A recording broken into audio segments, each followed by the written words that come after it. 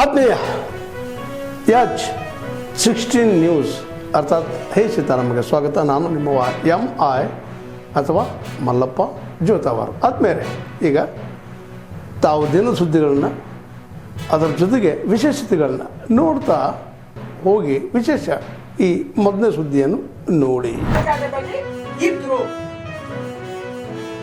Live ಬರ್ತಾ ಇದೆ. ನೀವು ಯಾರಿಗೆ ಸುಳ್ಳು ಹೇಳಕ್ಕೆ ಹೊರಟಿದ್ದೀರಿ? ಯಾರನ್ನ ರಕ್ಷಣೆ ಮಾಡಕ್ಕೆ ಹೊರಟಿದ್ದೀರಿ? ನಿಮ್ಮ ಗೂಂಡಾ ಶಾಸಕರನ್ನ ನೀವು ರಕ್ಷಣೆ ಮಾಡಕ್ಕೆ ಹೊರಟಿದ್ದೀರಿ. ಇವತ್ತು ಪವನ್ ನೆಜ್ಜೂರ್ ಅವರಿಗೆ ನ್ಯಾಯ ಬೇಕಾಗಿದೆ.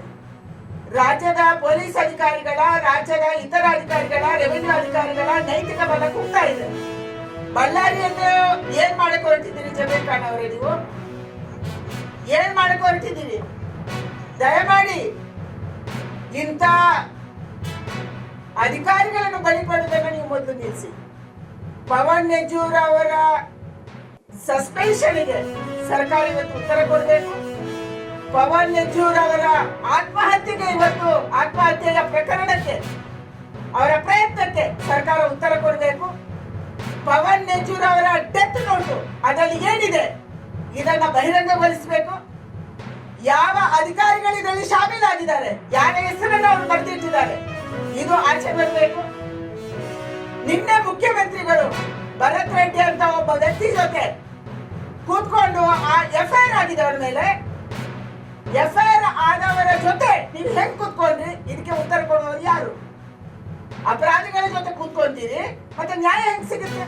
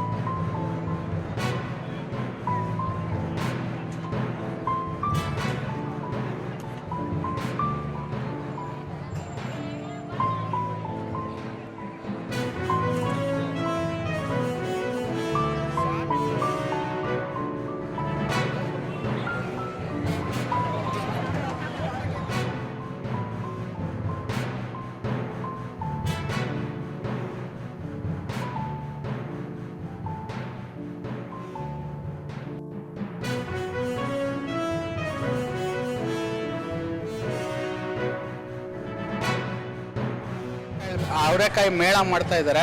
ಅದರಿಂದ ನಾವು ಅವರೆಕಾಯಿ ಮೇಳದಲ್ಲಿ ಭಾಗಿಯಾಗಿ ನಿಮಗೆ ಅವರೆಕಾಯಿ ಮಿಕ್ಸ್ಚರ್ ಎಲ್ಲ ಮಾಡ್ತಾ ಇದ್ದೀರಿ.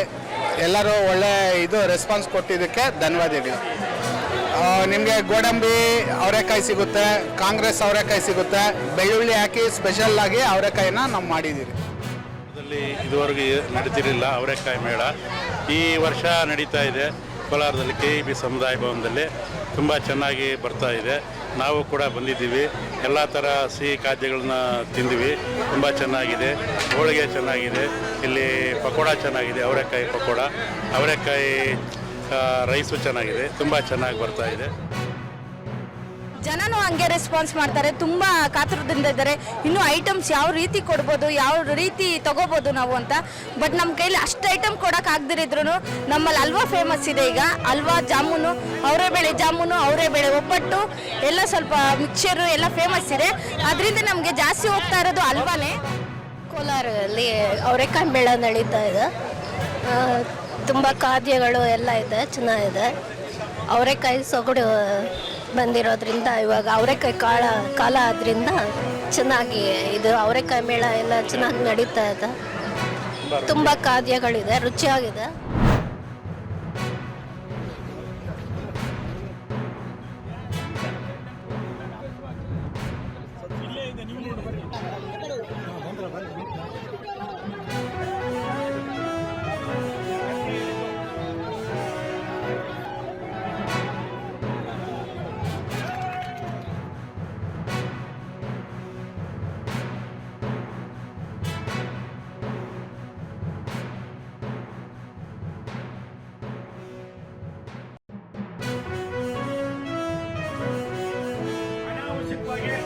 ತಮ್ಮ ಸ್ವಂತ ಊರಿನಲ್ಲಿ ಇಟ್ಟಾಡ್ರ ಊರಿನಲ್ಲಿ ಈ ರೀತಿಯಾದ ಕೈ ಘಟನೆಯನ್ನ ಮಾಡಿಕೊಂಡು ಭಾರತ ಸರ್ಕಾರದಲ್ಲಿ ಕೆಟ್ಟ ಹೆಸರು ತರ್ತಕ್ಕಂಥ ನಿಮ್ಮ ತೀರ್ಮಾನ ಏನಿದೆ ಇದಕ್ಕೆ ನಾನು ಅಷ್ಟು ಸುಲಭವಾಗಿ ಒಪ್ಪೋನಲ್ಲ. ನಿಮ್ಮಲ್ಲಿ ಒಂದು ವಿವೇಚನೆ ಇರಬೇಕು. ರಾಜ್ಯ ಸರ್ಕಾರ ಕೇಂದ್ರ ಸರ್ಕಾರ ಒಂದು ನಾಣ್ಯದ ಎರಡು ಮುಖಗಳಾಗಿ ಕೆಲಸ ಮಾಡಬೇಕು. 50, 60, 70 ವರ್ಷ ನೀವು ಮಾಡಕ್ಕೆ ಯೋಗ್ಯತೆ ಇದ್ದವರು ಬಹುತೇಕ ಕೆಲಸಗಳನ್ನ ಸನ್ಮಾನ್ಯ ಮೋದಿ ಸರ್ಕಾರ ಇವತ್ತು ಮಾಡ್ತಾ ಇದೆ. ಇದನ್ನ ಅರ್ಥ ಮಾಡ್ಕೋಬೇಕು. ಇದನ್ನ ಅರ್ಥ ಮಾಡಿಕೊಂಡು 12,900 ಕೋಟಿ ರೂಪಾಯಿಗಳ ಕಲ್ಯಾಣ ಕರ್ನಾಟಕದ 12,900 ಕೋಟಿ ಕೆಲಸಗಳು ನಡೀತಾ ಇದೆ. ಭಾರತ ಸರ್ಕಾರ ಕೇಂದ್ರ ರಾಜ್ಯ ಸರ್ಕಾರ ಮಾಡುವ ಯೋಜನೆಗಳಲ್ಲಿ ಯಾವ ರೀತಿಯಾದ ಹಸ್ತಕ್ಷೇಪ ಮಾಡುವಾಗ ಕಾನೂನನ್ನು ಕೂಡ ತಲೆಯಲ್ಲಿ ಇಟ್ಕೊಂಡು ಮಾಡಬೇಕಾಗ್ತದೆ. ಒಂದು ಸಣ್ಣ ಕಾನೂನನ್ನು ಕೂಡ ನಾವು ಎಲ್ಲೇ ಒಂದು ನಮ್ಮ ಅಧಿಕಾರಿಗಳು ತಪ್ಪನ್ನ ಮಾಡಿಲ್ಲ, ನಮ್ಮ ಅಧಿಕಾರಿಗಳು ಪ್ರಾಮಾಣಿಕವಾಗಿ ನಡ್ಕೊಂಡಿದ್ದಾರೆ.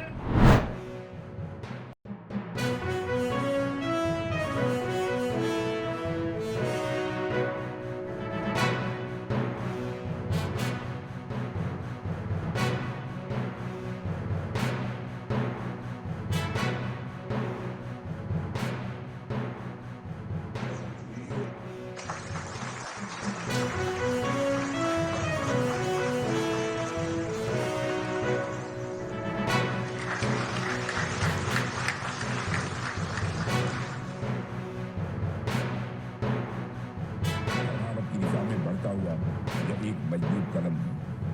हमारे मेक इन इंडिया इनिशिएटिव का असली अर्थ ऐसे ही प्रोजेक्ट में दिखाई देता है। इतने कॉम्प्लेक्स प्लेटफॉर्म में भी इस लेवल का इंडिजिनस कंटेंट ये दिखाता है कि हमारी डिफेंस इंडस्ट्रियल इकोसिस्टम अब काफी मैच्योर हो चुकी है, लेकिन और अधिक मैच्योर होना है। मैं चाहता हूं 60% ही नहीं बल्कि हम 90% तक हमारा इंडिजिनस कंटेंट हमारे शिप में हो, ये हम लोगों की कोशिश है। हमें डिफेंस मैन्युफैक्चरिंग में कम से कम इतनी क्षमता तो आज हासिल कर ही ली है कि हम मैन्युफैक्चरिंग से संबंधित कॉम्प्लेक्स चैलेंजेस को भी हैंडल करने में आज सक्षम है। साथियों, इंडियन कोस्ट गार्ड भारत की सुरक्षा में कितना इम्पोर्टेंट रोल प्ले करता है ये पूरा देश जानता है, लेकिन कई बार लोग उन चैलेंजेस के बारे में नहीं जान पाते जिनका सामना आप आए दिन किया करते हैं। मैरीन पोल्यूशन से लेकर कोस्टल क्लीनलीनेस तथा सर्च एंड रेस्क्यू से लेकर मैरीटाइम लॉ एनफोर्समेंट तक कोस्ट गार्ड की भूमिका मल्टी डायमेंशनल है। जब भी समुद्र में कोई संकट आता है, चाहे वह आयरली स्पीडिंग का हो, किसी शिप में आग लगने का हो, या किसी का जीवन संकट में हो, या फिर कोई भी समस्या हो, कोस्ट गार्ड सबसे पहले रिस्पॉन्स होता है। यही कारण है कि आज हमारी कोस्ट गार्ड को देश में भी बल्कि इंटरनेशनल कम्युनिटी में भी सम्मान की दृष्टि से देखा जाता है। साथियों, इन तमाम चैलेंजेस के अलावा हाल के वर्षों में हमने देखा है कि मैरीन पोल्यूशन भी एक गंभीर ग्लोबल चैलेंज बनकर उभरा है। और जाहिर सी बात है, जब मैरीन पोल्यूशन बढ़ेगा तो मछुआरों की आजीविका, तटीय समुदायों का भविष्य और हमारी आने वाली पीढ़ियों की सुरक्षा सब पर इसका प्रभाव पड़ेगा। इसलिए हमारी कोस्ट गार्ड द्वारा चलाए गए coastal cleanliness drive, pollution response operation और मल्टी एजेंसी कोऑर्डिनेशन वास्तव में बेहद सराहनीय है। आपने यह दिखाया है कि जब कमिटमेंट क्लियर हो, कोऑर्डिनेशन स्ट्रांग हो, तो बड़े से बड़ा संकट भी मैनेज किया जा सकता है। साथियों, इंडियन कोस्ट गार्ड ने देशवासियों के अंदर जो भरोसा पैदा किया वह निश्चित रूप से सराहनीय है।